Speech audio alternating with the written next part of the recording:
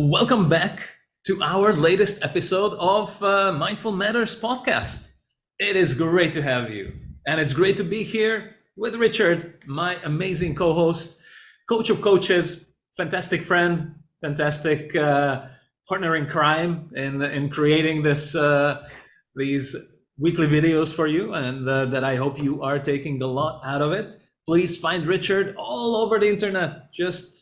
Just say the magical words, Richard Haggerty, and anywhere almost, and you will find the same smiling face. And I am your other co-host, Oresztesz. Oresztesz, your anxiety coach from Less Anxiety Today website and YouTube channel and Facebook page as well. I look forward to having you also and possibly helping you out in any of the things that we talk about. Welcome, Richard. Oh, thank you, Oresztesz. That's a lovely warm welcome. And please, to anyone who's listening, please let us know what you want to hear about, and please feel free to ask us any questions in the comments below, and make sure you subscribe to this channel so that we can help other people out. And please, if you enjoy this, tell your friends, tell your family, tell your colleagues.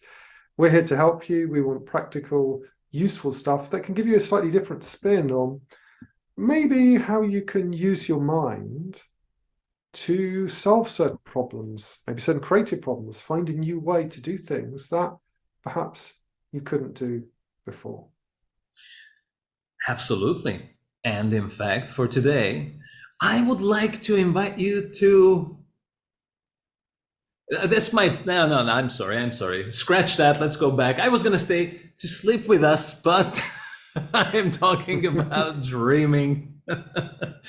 Because dreams are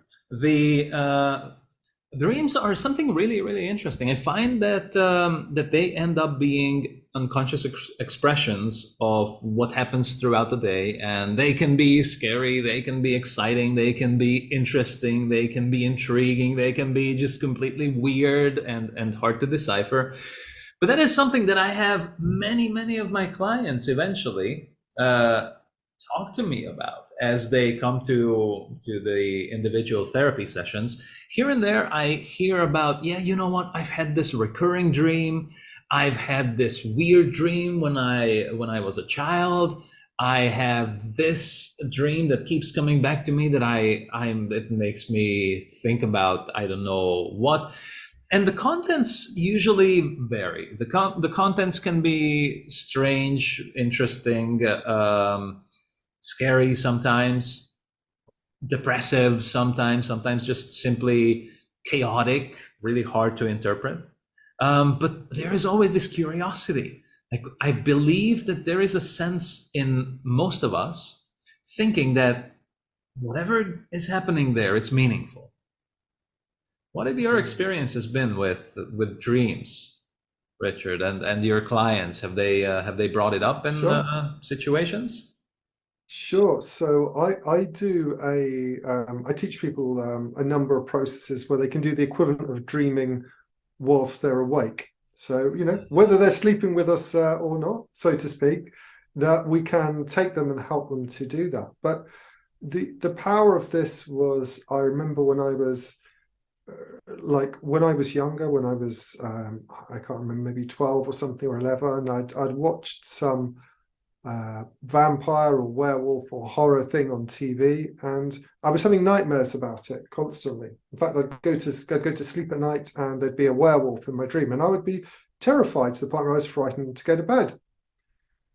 And one night I said to myself, okay, I know that the werewolf's going to appear, and it's a dream. And so sure enough, I went to sleep, and in the dream I was walking down a dark alleyway. The werewolf appears.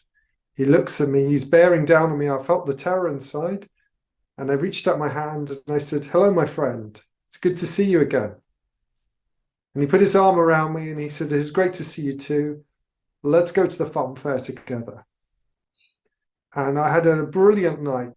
I still remember going on a big wheel with him, and it was an amazing time. And I woke up in the morning and I never had that fear again. And so for me, 100%, I know how powerful these dreams are. They are exactly like you say, symbols of things that have of energy and kind of incomplete processes or incomplete learnings.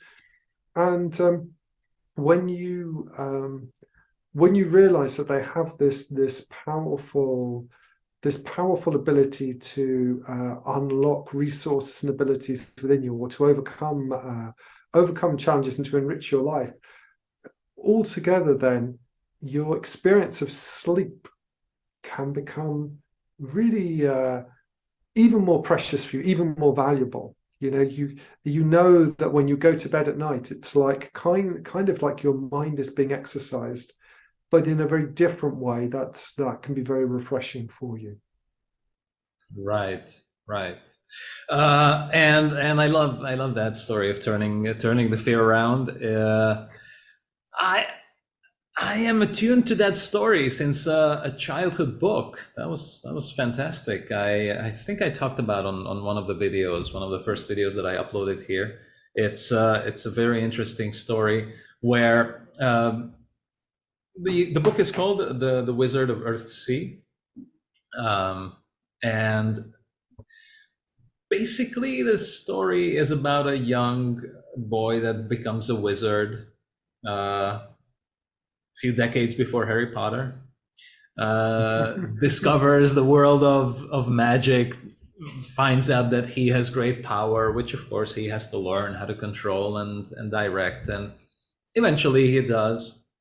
But he still suffers from being young, wanting to rush things, wanting to prove himself, and eventually that gets him in trouble. Ends up releasing some kind of a shadow, a dark thing from the land of the dead, is what we are given to believe in the beginning, and then begins to first try to stay in the school where he's safe, and then eventually goes out of shame and trying to search for an answer, and spends a lot of time running away from this shadow. And for the longest time, it's about that. A big part of the book is about trying to flee this shadow, and eventually, the second or third time it catches up to him, he just transforms into this hawk, flies all the way back to the first master, where he learned about that spell that sent him off to the school that was kind and just told him to slow down, take things easy, learn. And so basically, he gains a lot of distance from the shadow and finds his old master. And that conversation, just to this day, it sticks. It just stuck in my mind. The master says, "You need to turn around. Instead of continuing to run away, you need to turn around." And I'm not going to spoil the ending. It is a lovely book. I read it like 5 times. But every time I get to this part, to this day, it's just, you know what? That werewolf, let's just welcome it and say, hey, I knew you would be here. You must have something important here. Yes. So beautiful. Very powerful. But yeah, talking about dreams, I think it's really, really important, because most of the time when I hear about them, it's in the context of some kind of worry, some kind of, I'm missing something, some kind of I'm not understanding. So let's talk about the things in which you can understand your dreams better, especially if they are bothering you, or if not understanding them is bothering you.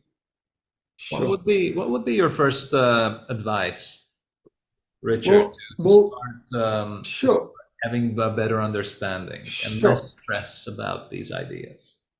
Absolutely. Well, look, I'll tell you. I mean, I can describe for you now. I have a simple 5-step process that I teach to my clients, so that they know how to do this and apply it to their dreams. Okay, so it may be, like you say, that they have something that has come up already, or they want to be able to use their dreams. So it can work for either, but I like them to feel comfortable with the process, like obviously before they, because they'll have to do it when they're awake. And really, there's 5 simple steps. The first one is have an intention. So your intention could be to have some kind of insight or resolution or just understanding about what it's about. Okay. So once you set that intention, so I'll actually guide people through this if they haven't had experience of dreams, but they want to use it. But they may well have a symbol in mind. The second step is simply to ask for a symbol, to let a symbol come up. Of course, if they've already got one from their dream, like the werewolf, they have the symbol ready-made there. The third step, you simply describe aloud what you see using your senses. So describe aloud what you're seeing, what you're hearing. Oh, I'm seeing the werewolf. There's the alleyway. I can see this there. I can see us together. The fourth step is really where it gets really interesting. That's where you just describe personally what it means to you. And there's no rules to this. It could be, well, the alleyway is the kind of place where I go home. And I used to feel it was a little bit frightening. And the werewolf is like, not being able to be be in control and being powerless in my life. And the fun fair is where we just go where life is a complete joy, where you can, everything is the ride is just magnificent and beautiful. Okay. Now the thing is, once you have those, what you can actually, in the old days, you would get people to write this down. It's a very good idea to do that. So you can, if you're doing it by yourself, you would record these insights. But you can actually do it aloud now onto your phone, and it will even transcribe it for you. But here's the really interesting thing. If you've done step 1, set an intention, 2, got a symbol, 3, described it out loud, 4th, said what it means to you and recorded that somehow, either in writing or in audio, okay? Wait a couple of weeks or a few days and then come back and look at it. So it's a good idea to let some of that information sit and process. It may be the understanding might be there evidently for you, but what I found is after 2 weeks, if you come back and you start reviewing some of these, then the meaning will be, the deeper meaning and the sense of progress that you've had will become much clearer. So that's really what I would do, Oresztesz. Start with the intention, explore, get a symbol, some aspect of a dream, or ask for an aspect of a dream to appear. And once it is, make sure that essentially that you capture it. What does it look like? But what does it mean to you? And you can describe the symbol and the environment it's in, and then come back to that and look at that. And what will happen is you develop this real rich reservoir of it somehow makes you more observant, more attuned. The very act of doing that seems to lessen the overall fear. Why? Maybe because we're becoming so curious and fascinated about what's happening. Yeah. And I love the basic principles behind this. So my instinct is how I usually guide people to get this kind of an understanding is establish some of the basic principles which are immediately included in your description. But I just want to make sure that we point those out so that those are easy to understand and easy to engage with. The idea here is, I believe it's very important to understand the concept of, first of all, and that usually blows out of the water any kind of a scary dream, it's the understanding that it is all symbolic. Understanding that most of the time, the things you see don't necessarily mean what they would mean in general. What do I mean by that? Is the one thing that I haven't found to be true enough to be able to follow up on are some of the dream interpretations that are not personalized. When people say, yeah, a bird means this, the sun means that, the ocean means that thing. And they may very well mean that frequently. They may very well could be general symbols that very frequently mean the same thing. But that does not mean that it's going to have the same meaning for you. So my recommendation is, even if you look at some kind of an interpretation of what things that appear in your dream might represent, use them as inspiration, not as an interpretation of your experience. You are the authority in your life. You are the one that will have the final understanding of what it means that you've been thinking about and dreaming about. I mean, just some gestures that seem to be universally acceptable. The nodding, for example. In India, it means something completely different, and it looks different than how we use it all the time. I had this conversation here in Mexico, at least in where I live. People, when they are going on the highway, they will signal. The car going in front of you will signal to their left, which in the rest of the world, it would mean that they are going to plan to turn left or they plan to overtake someone. Here, it apparently means the way is clear, you can pass me now. In Hungary, where I'm originally from, a double flash of the car would mean, in most of the world, danger, watch out. People in Hungary, I think maybe to this day, still use it to say, hey, I'm giving you a chance, go. Even though I have preference, you may, I have right of way, but I'm not conceding it to you. So, things don't necessarily mean what it might very well mean for most people. So notice your feeling. How you feel during your dream is a much better predictor of what your dream is about. And many times, I can hear a dream of one of my clients. They tell me about, how they are worried about someone breaking into their house, and they have kept having this dream. And I'm like, am I seeing the future? Is somebody gonna break into my house? I'm like, very unlikely. I have a much better sense that since I'm seeing you for therapy because you are stressed out completely about an upcoming tax revision, I'm thinking it's just your mind trying to process the idea of the tax authorities coming into your place and taking away things, and you're worried about it, which is not bad because you are taking the precautions, you are getting your paperwork in order, you are getting your emotional state in order to whatever is going to happen, that you are in the best state. But your dreams about, someone breaking into your home, my sense is that it has much more to do with how you are experiencing or how you are feeling about this upcoming review.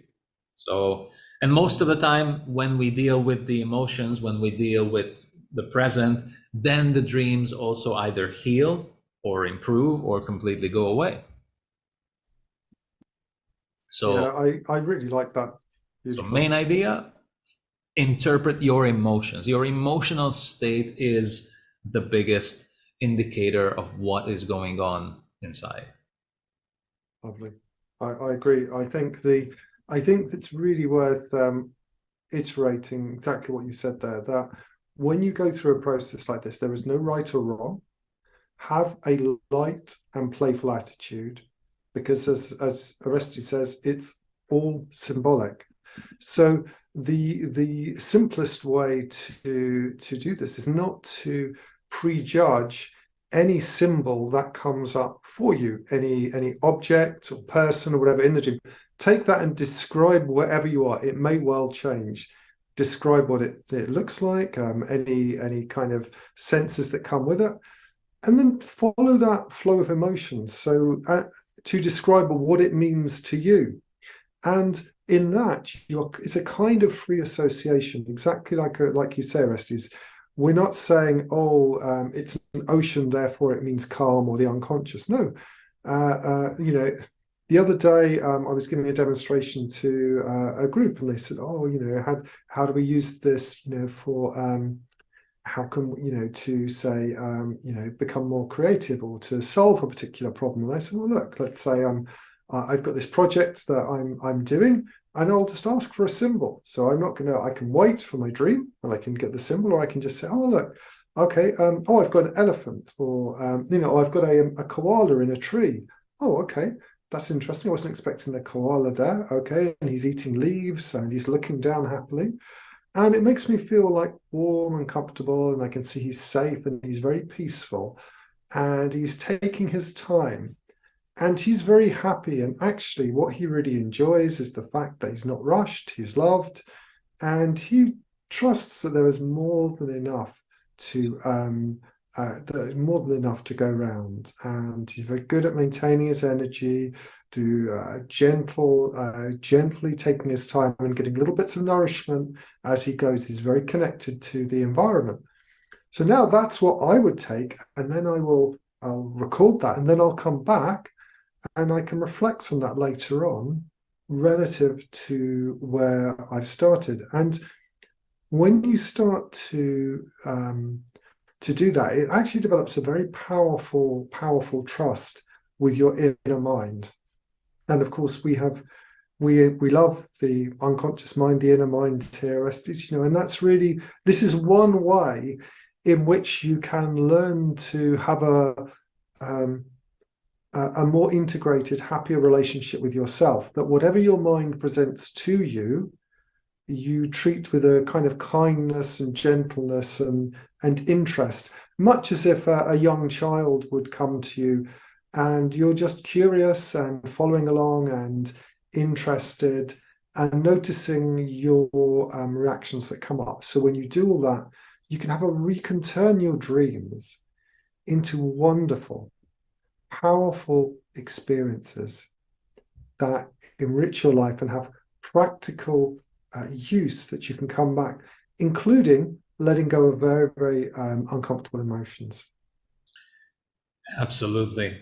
And I think to wrap up today's little chat, I think I love your version of treating anything the unconscious mind offers you like this, like dreams, as if it came from a child that can be very creative. It can be connected to many things. It can have its imagination run away with things. But there is always a good intention at the heart of all of it. So treating it like someone that you love, a young child coming up with a story. If it was a story of an actual young child, even if it sounded scary, you would look for, you know, oh, okay, so this is what was happening. You know, I understand. Like anybody would feel a little frightened when something like this comes their way, or if something like that was real, that would really be scary. And just kind of understand it, accept it, and be kind and be nice, but at the same time, not take it at face value, and just look for the understanding that is beneath. So treat yourself with kindness, treat your dreams with an open mind if they ever feel like they bother you in any way. And if you feel like you know, we haven't answered something, or you have a specific question, please leave us a comment. We will love to take a look at that and hope to help you out individually. Thank you for staying till the end.